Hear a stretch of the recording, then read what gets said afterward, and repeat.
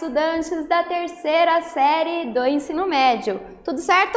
Eu sou a professora Susan dos Anjos e esta é mais uma aula de filosofia. E na aula de hoje nós vamos falar sobre a estética renascentista. Então, nosso tema é a filosofia da arte, a estética, como essa característica, a possibilidade de apreensão de conhecimento pelos nossos sentidos, né? As coisas do mundo nos atingem de formas muito diversas, muito diferentes. E isso se expressa também por meio da arte. Então vamos pensar dentro do contexto do Renascimento como a arte foi desenvolvida, pensada. Conhecer o movimento artístico e cultural renascentista e suas características é um dos nossos objetivos, compreender os aspectos mais relevantes do Renascimento e quais são as suas influências na visão de arte e beleza na atualidade é o que a gente vai tentar fazer durante essa nossa conversa. Começando já com uma provocação para a reflexão filosófica. O que foi o Renascimento?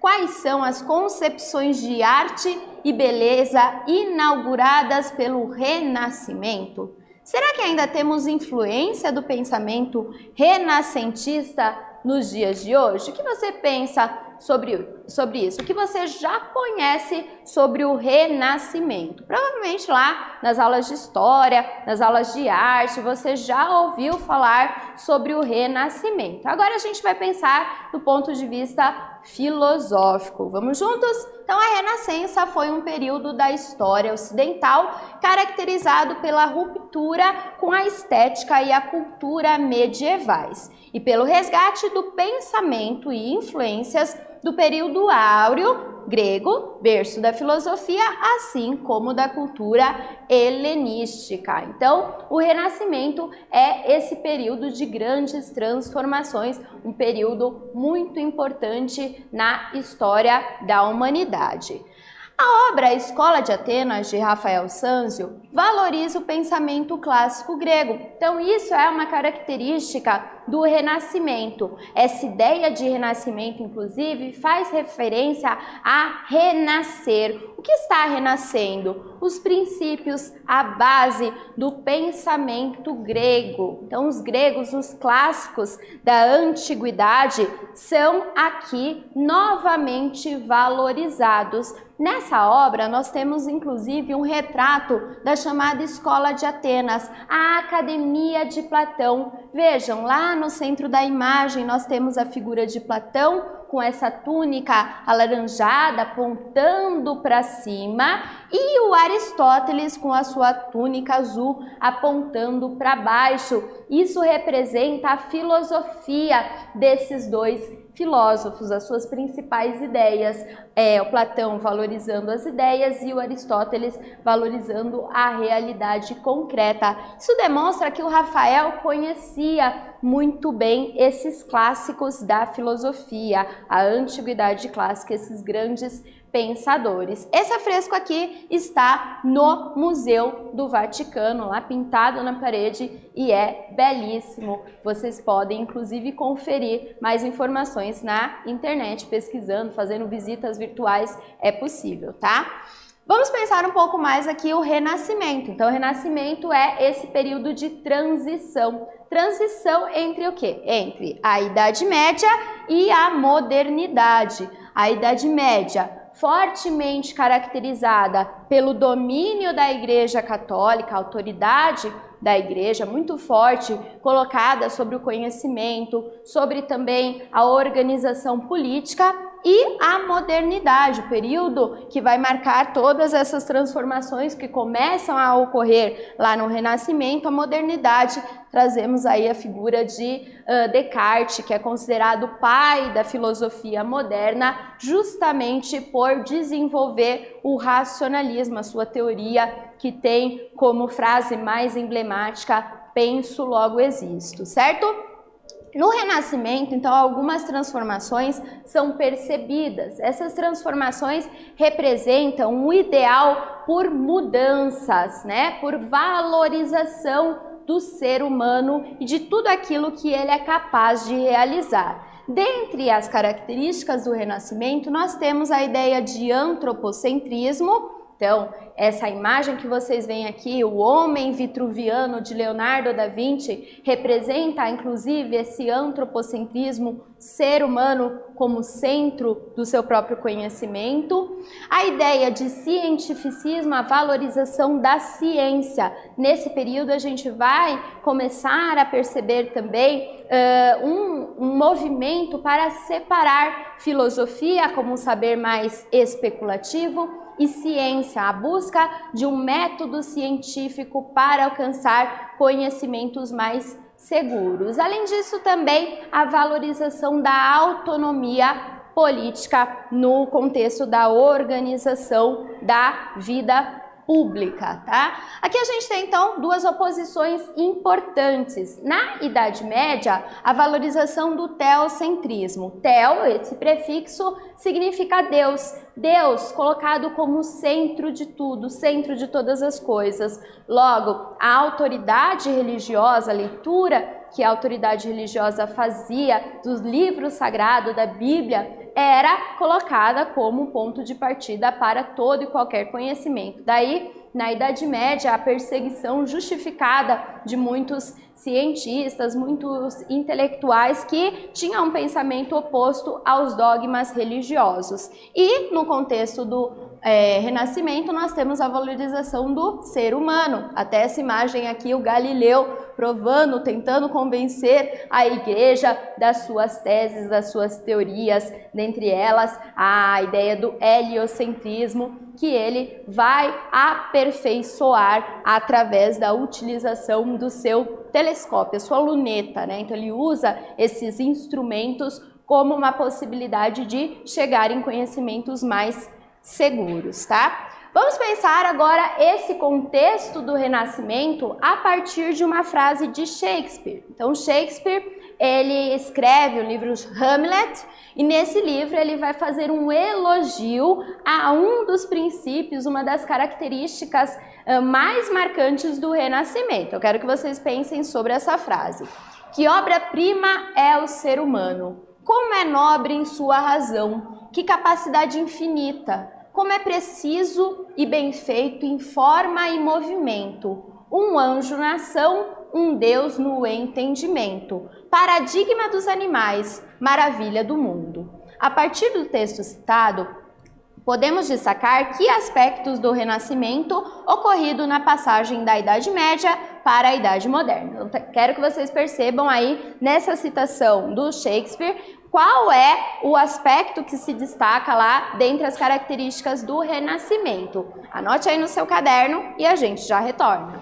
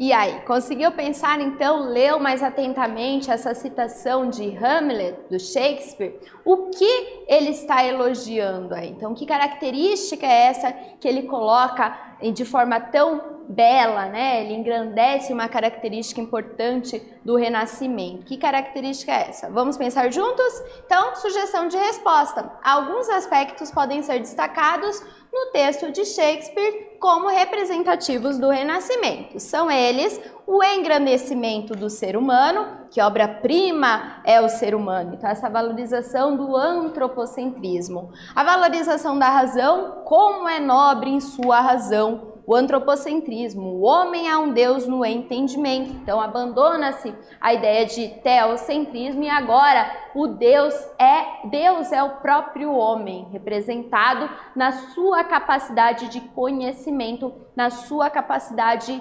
racional. Bacana, né? Vamos pensar um pouco mais sobre esse contexto de renascimento. Então, o renascimento, ou renascença, ou ainda renascentismo, foi ao mesmo tempo um período histórico e um movimento cultural, intelectual e artístico surgido na Itália entre os séculos XIV e XVII, estando situado na transição entre a Idade Média e a modernidade.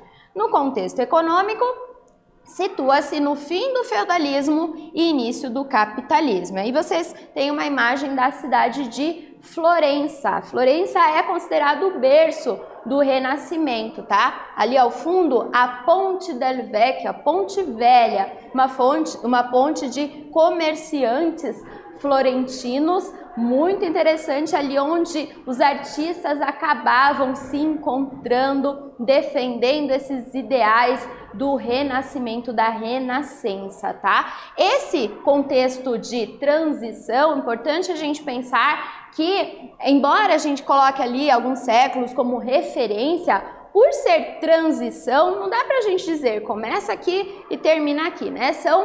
É uma passagem, então a história ela não é colocada em caixinhas. Então a gente tem que entender isso nas transformações que a história nos proporciona pensar, certo?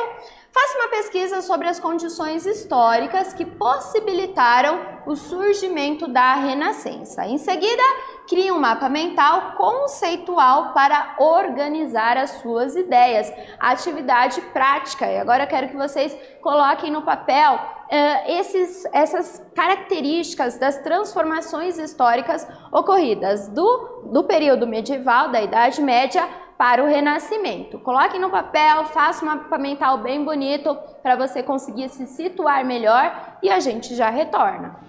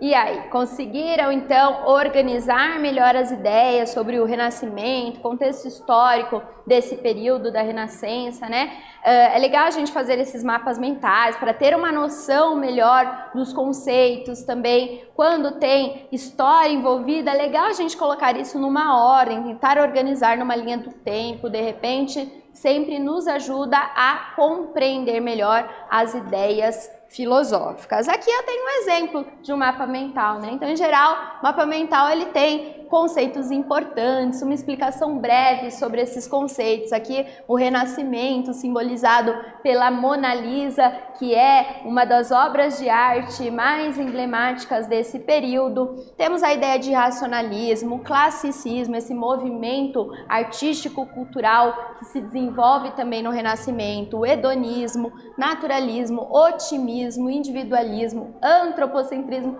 várias ideias bem importantes aí relacionadas ao Renascimento. Então, tente fazer, se você ainda não fez, um mapa mental parecido com esse, colocando o que você já sabe sobre o Renascimento. Isso vai te ajudar a estudar futuramente, a se lembrar melhor desses conceitos todos. Então, seguindo aqui agora para falar um pouco sobre o contexto econômico do Renascimento, né? O que estava acontecendo na economia, que grupos começaram a aparecer, a ganhar força no contexto do Renascimento. Durante o Renascimento, houve um grande desenvolvimento naval, comercial, urbano e também econômico, o que deu origem a uma nova classe social, a chamada burguesia. Uma classe comerciante que não era parte da nobreza e que mudou a relação entre a arte e a sociedade. Realmente, então a burguesia acabou tendo um papel bem importante no desenvolvimento da arte renascentista, tá? Só para a gente entender, então a burguesia é essa classe de comerciantes que não tem poder político na Idade Média, mas eles querem poder, né? Eles começam a ganhar dinheiro e tudo mais e querem participar também da organização da vida pública. Com a Reforma Protestante, encabeçada por Martinho Lutero, algumas mudanças no campo da moralidade e da moralidade dos valores acabaram levando também ao fortalecimento da burguesia, porque passou-se a valorizar bastante o trabalho, certo?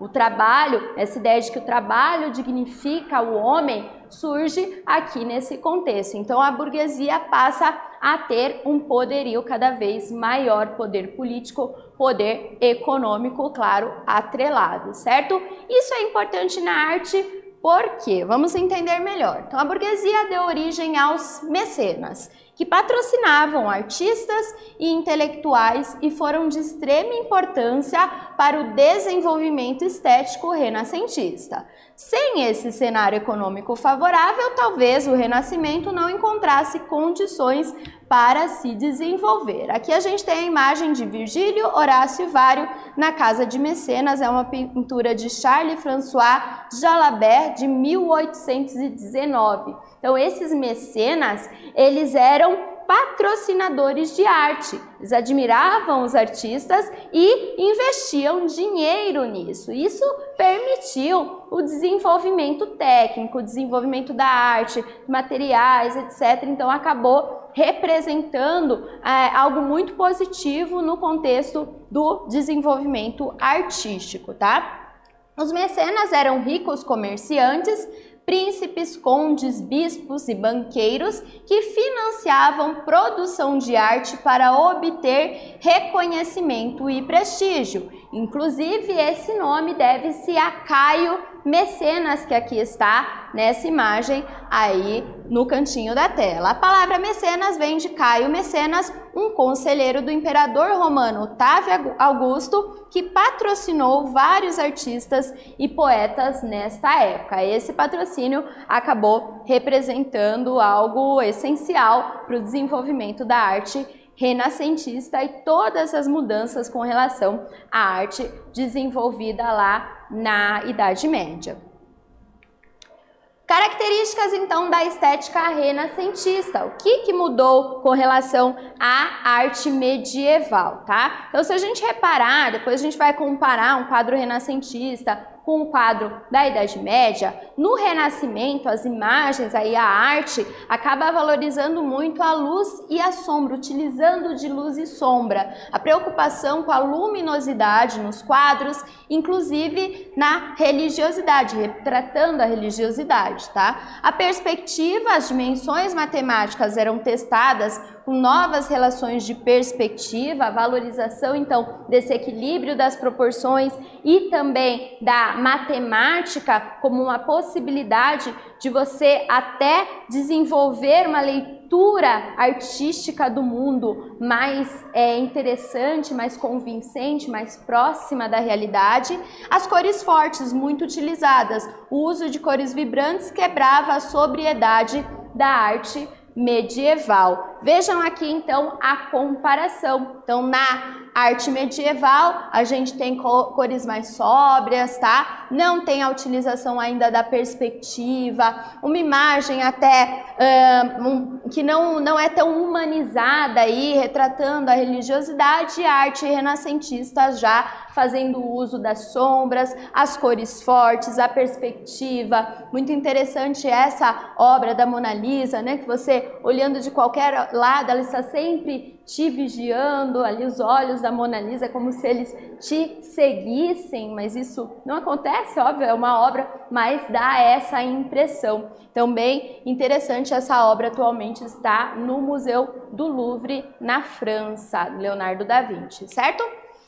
Vamos aqui então para a nossa terceira atividade, pensar um pouco mais sobre a estética renascentista. Então, os mecenas patrocinaram muitos artistas durante a Renascença e por isso se permitiam o direito de interferirem em suas obras. Você considera que os artistas devem ser livres para produzirem sem interferência do mercado? Ou essa intervenção não desqualifica a obra do autor? Escreva um texto defendendo a sua opinião. E aí, em relação ao financiamento de obra de arte, você acha que o mercado pode atrapalhar ou ajudar? Pense sobre isso e a gente já retorna.